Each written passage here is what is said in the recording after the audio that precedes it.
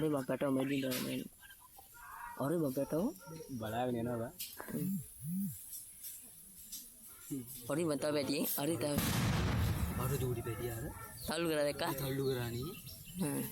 දැක්කා. අර රබර් උණ්ඩ වැදිලා. ඔඩු ලස්සන ඉඳන්.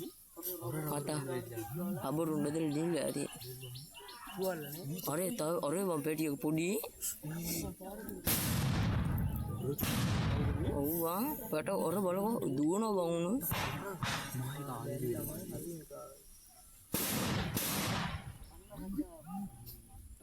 Guys.